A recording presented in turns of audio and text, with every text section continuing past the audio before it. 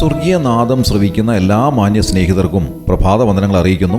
ഈ കഴിഞ്ഞ രാത്രിയിലും കർത്താവിൻ്റെ കരം നമ്മോട് കൂടെ ഉണ്ടായിരുന്നു.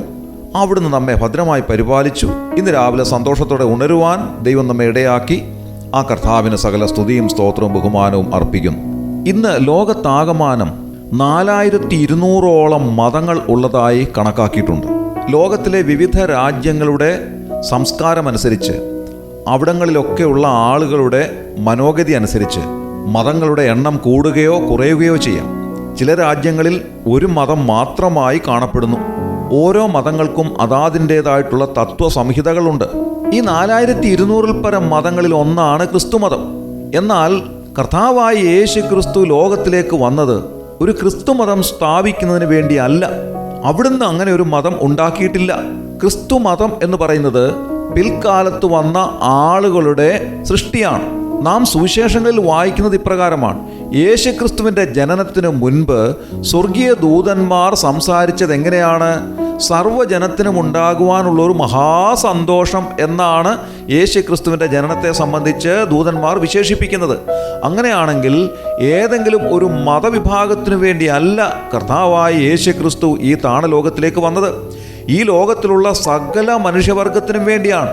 അതുകൊണ്ട് ക്രിസ്തു മതം എന്ന് പറഞ്ഞ് കുറേ ആളുകളെ അതിൽ ചേർത്ത് അങ്ങനെ ഒരു മതം രൂപപ്പെടുത്തിയെടുക്കുവാൻ കർത്താവായ യേശു ക്രിസ്തു ഒരിക്കലും പറഞ്ഞിട്ടില്ല. ആരാണ് ക്രിസ്ത്യാനി എന്നറിയപ്പെടുന്നത്? ക്രിസ്തു മതത്തിൽ ഉൾപ്പെട്ട വ്യക്തികളെ അല്ല ക്രിസ്ത്യാനികൾ എന്ന് വിളിക്കേണ്ടുന്നത്. ദൈവവചനം അതിന് വളരെ വ്യക്തമായ ഉത്തരം നൽകുന്നുണ്ട്. അപ്പോസ്തല പ്രവൃത്തികൾ 11-ാം അധ്യായം 26-ാം വാക്യത്തിൽ നാം വായിക്കുന്നത്, ആദ്യം അന്ത്യോക്യയിൽ വെച്ച് ശിഷ്യന്മാർക്ക് ക്രിസ്ത്യാനികൾ എന്ന് പേർ ഉണ്ടായി എന്നത്രേ. കർത്താവായ യേശു ക്രിസ്തുവിനെ അനുധാവനം ചെയ്ത, യേശു ക്രിസ്തുവിൽ വിശ്വസിച്ച ദൈവമക്കൾ, അവർ ശിഷ്യന്മാരായിരുന്നു. അവരെയാണ് വാസ്തവത്തിൽ ക്രിസ്ത്യാനികൾ എന്ന് അന്ത്യോക്യയിൽ വെച്ച് ആളുകൾ വിളിക്കുവാൻ ആരംഭിച്ചത്.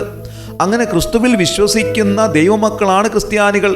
അല്ലാതെ ക്രിസ്തു മതത്തിൽ ഉൾപ്പെട്ട എല്ലാവരും ദൈവവചനപ്രകാരം ക്രിസ്ത്യാനികളല്ല എന്ന് തിരുവെഴുത്ത് വളരെ കൃത്യമായി നമ്മെ ഓർമ്മിപ്പിക്കുന്നു. ഈ ലോകത്തിലെ നിയമങ്ങളനുസരിച്ചും രേഖകളനുസരിച്ചും ക്രിസ്ത്യാനിയാണോ ക്രിസ്തുമതത്തിൽ ഉൾപ്പെട്ട ആളാണോ എന്നുള്ളതിൽ യാതൊരു കാര്യവുമില്ല. ദൈവം നോക്കുന്നത് അതൊന്നുമല്ല. നീ കർത്താവായ യേശു ക്രിസ്തുവിനെ രക്ഷിതാവും കർത്താവുമായി സ്വീകരിച്ച് ദൈവത്തിൻ്റെ വകയായി തീർന്നിട്ടുണ്ടോ? വരുവാനുള്ള വലിയ ശിക്ഷാവിധിയിൽ നിന്ന് രക്ഷിക്കപ്പെട്ടിട്ടുണ്ടോ? അതാണ് ദൈവം കാര്യമായി നോക്കുന്നത്. അല്ലാതെ ക്രിസ്ത്യാനിയായിട്ടുണ്ടോ, ക്രിസ്തു മതത്തിൽ ഉൾപ്പെട്ട ആളാണോ, ഇതൊന്നുമല്ല കർത്താവ് പരിഗണിക്കുന്നത്. താങ്കൾ ഏതു മതത്തിൽ ഉൾപ്പെട്ട വ്യക്തിയായിരുന്നാലും ഈ ലോകത്തേക്കാൾ വിലയേറിയ ഒരു ആത്മാവ് താങ്കളുടെ ഉള്ളിലുണ്ട്. ആ ആത്മാവിന് മോക്ഷം ലഭിക്കണമെങ്കിൽ വലിയവനായ ദൈവം ഒരുക്കിയ ഒരേ ഒരു മാർഗം കർത്താവായ യേശു ക്രിസ്തു മാത്രമാണ്. മനുഷ്യനിർമ്മിതങ്ങളായ പല മതങ്ങളും പല കാര്യങ്ങളും പഠിപ്പിക്കുന്നുണ്ടെങ്കിലും അതൊന്നും യഥാർത്ഥമായിട്ടുള്ള ആത്മരക്ഷയെ സംബന്ധിച്ച് ആധികാരികമായി പഠിപ്പിക്കുന്നില്ല. എന്നാൽ 40-ൽ പരം എഴുത്തുകാർ 1400 വർഷത്തെ ദൈർഘ്യമേറിയ കാലയളവിൽ വിവിധ സ്ഥലങ്ങളിൽ ഇരുന്നു കൊണ്ട് വിവിധ സമയങ്ങളിൽ എഴുതിയ തിരുവെഴുത്താണ് ബൈബിൾ.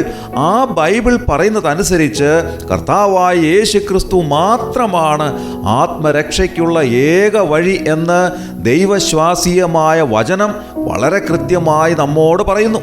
1400 വർഷങ്ങളിലെ ഇടവേളയിൽ വിവിധ സ്ഥലങ്ങളിൽ ഇരുന്നു കൊണ്ട് ഈ തിരുവെഴുത്ത് എഴുതിയെങ്കിലും ഏകാത്മാവിൽ എഴുതിയതായതുകൊണ്ട് ഇതിലെ അന്തസത്ത ഒന്നു തന്നെയാണ്.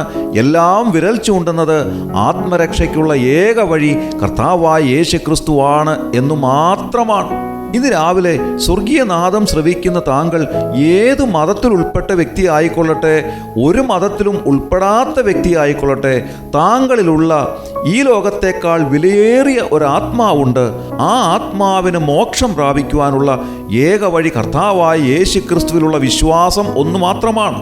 താങ്കൾക്ക് വേണ്ടി കാൽവറി ക്രൂശിൽ യാഗമായി അർപ്പിക്കപ്പെട്ട പരിപാവനമായ രക്തം താങ്കളുടെ പാപത്തിന് പരിഹാരമായി ഒഴുക്കിയ കർത്താവായ യേശു ക്രിസ്തുവിൽ വിശ്വസിക്കുന്നുവെങ്കിൽ താങ്കളുടെ ആത്മാവിന് മോക്ഷം ലഭിക്കുമെന്ന് ദൈവവചനം നമ്മെ അറിയിക്കുന്നു. ഇന്ന് രാവിലെ ആ ഒരു അനുഭവത്തിലേക്ക് വരുവാൻ ദൈവം താങ്കളെ സഹായിക്കട്ടെ. ദൈവനാമം മഹത്വപ്പെടുമാറാകട്ടെ. ആമേൻ. കാലിന് ദീപവും പാതയ്ക്ക് പ്രകാശവുമായ ദൈവവചനം എന്നും ശ്രവിപ്പാൻ സ്വർഗീയനാദം, ദ ഹെവൻലി വോയിസ്. മാനവ പാവമകറ്റാൻ യാഗമായി തീർന്ന നിത്യസ്നേഹമേ, മാനവ പാവമകറ്റാൻ